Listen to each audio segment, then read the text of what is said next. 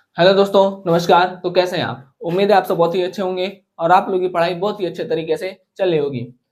आज हम बात करेंगे क्लास 10th के मैथ के इंपॉर्टेंट क्वेश्चन पर। जैसा कि हम कहते हैं, क्योंकि आपके क्लास 10th के सीबीएसई बोर्ड में एग्जाम्पल से भी क्वेश्चन पूछे जाते हैं। एक एक्सरसाइज 1.1 हो चुका था कंप्लीट। आज हम बात करेंगे इसके एग्जाम्पल पर। देखिए, इसका एग्जाम्पल 1 और एक है एग्जाम्पल 3। ये दोनों बहुत ही इंपॉर्टेंट है, ठीक है, जिस पर कि आज हम बात करेंगे। अब हम पढ़ते हैं क्वेश्चन, क्योंकि मतलब नंबर चेंज होता रहता है, नया नया छपता रहता है। तो ठीक है, देखिए पहला क्वेश्चन क्या है। पहला है, कंसीडर द नंबर 4 की पावर n। ठीक है, एक नंबर है आपका 4 की पावर n। ठीक है, बोल रहा है कि जहां n नेचुरल नंबर है, where the n is natural number. Natural number वो होता है जो एक से शुरू होता है और अनंत तक जाता है। ठीक, check whether there is any value of n for which 4 की power n can end with 0। बोल रहा है कि 4 की पावर n में यहाँ पर कोई ऐसा नंबर हो सकता है जिससे कि जो सॉल्व करें तो वो 0 पे समाप्त हो। मान लीजिए 4 की पावर n करेंगे तो 4, 4 की पावर 2 करेंगे तो 16, 4 की पावर 3 करेंगे तो 64, 4 की पावर 4 करेंगे, ठीक है, तो आगे बढ़ता रहेगा। तो बोला है कि क्या कोई ऐसा यहाँ पर नंबर आएगा जिससे कि यहाँ पर 0 आ जाए, मतलब 0 पर समाप्त हो। अगर कोई संख्या को 0 पर समाप्त करना है, ठीक है, तो उसके लिए प्राइम फैक्टर होना चाहिए एक 5। ये जरूरी है, ठीक है, क्योंकि भाई 0 पर अगर कोई संख्या समाप्त हो रही हो तो पक्का 5 से कटता है, ठीक है, इसलिए। अब इसमें से थोड़ा सा हम स्टेटमेंट चुराएंगे। देखिए क्या चुराएंगे। इफ इफ द नंबर 4 की पावर n 4 की power n and with digit 0, ठीक है, इतना चुरा लिए, and with digit 0, it must have 5 as a prime factor। 5 क्या होना चाहिए? प्राइम फैक्टर होना चाहिए, बहुत जरूरी है, ठीक है। कोई नंबर अगर आपको 0 पर समाप्त करना है तो यह बहुत जरूरी है कि 5 उसका अभाज्य गुणनखंड होना चाहिए। आप इसको हिंदी में लिखेंगे, यदि कोई संख्या 4 की पावर n 0 पर समाप्त हो रही है तो यह निश्चित रूप से 5 उसका अभाज्य गुणनखंड होना चाहिए। ठीक, अब 4 का अभाज्य गुणनखंड क्या होगा? प्राइम फैक्टर ऑफ 4 के पावर n। इसको हम लिख सकते हैं, 4 को लिखेंगे 2 इंटू 2 के पावर n। भाई 4 का प्राइम फैक्टर करेंगे तो यही आएगा, 2 दूनी 4 तो एकम 2, तो 2 गुणे 2। तो हम यहाँ लिखेंगे, so there is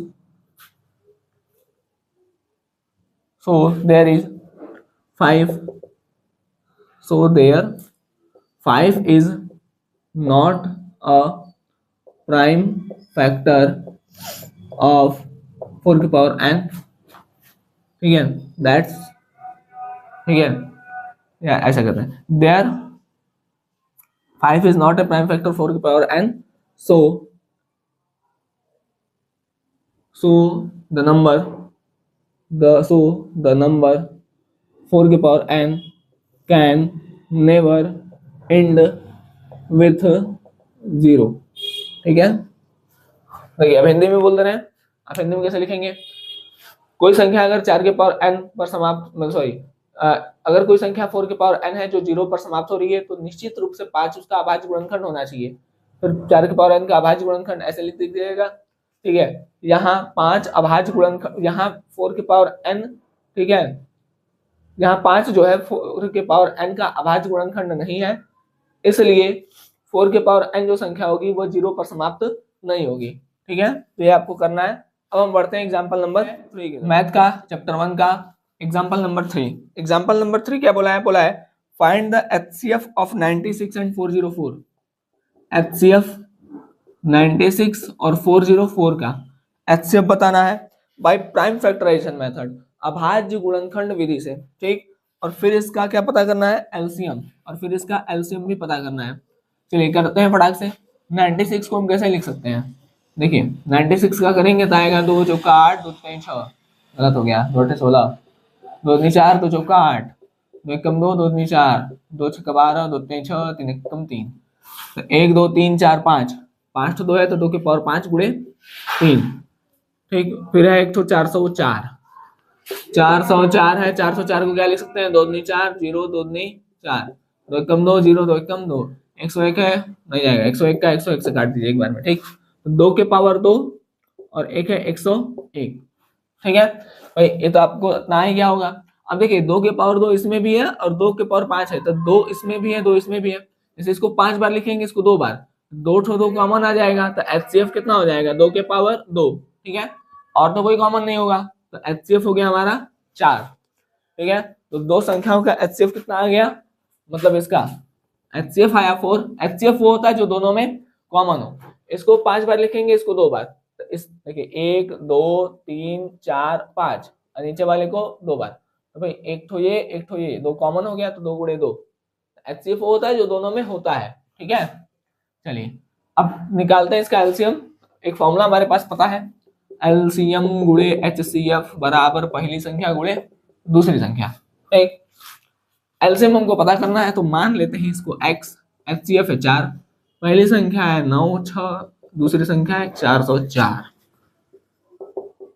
96 into 404 upon 4, इसको काटेंगे 101, 96 इंटू 101, इसको मल्टीप्लाई कर लीजिएगा, आपका जो आंसर होगा वो आपका आ जाएगा, ठीक। तो ये जो दोनों एग्जाम्पल थे हमारे बोर्ड एग्जाम के लिए बहुत ही ज्यादा महत्वपूर्ण थे।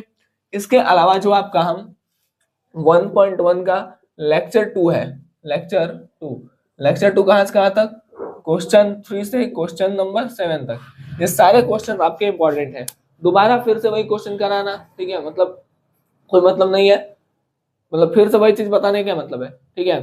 आप क्या करिए, ये दोनों एग्जाम्पल, ठीक है, इसके साथ में जाकर के मतलब ये 1.1 का लेक्चर 2 आप देख लीजिए, ठीक है, और ये उतना आप देख लेंगे तो आपका इसमें से कोई क्वेश्चन छूटेगा नहीं, मतलब 1.1 से कोई क्वेश्चन ऐसा नहीं होगा जो छूट जाएगा, ठीक। चलिए तो मिलते हैं आपसे अगले लेक्चर में, तब तक के लिए धन्यवाद, जय हिंद। उम्मीद है आप सब अच्छे से पढ़ाई कर रहे होंगे और करना भी चाहिए आप लोग को, ठीक है। चलिए मिलेंगे आपसे अगले लेक्चर में, तब तक के लिए धन्यवाद, जय हिंद।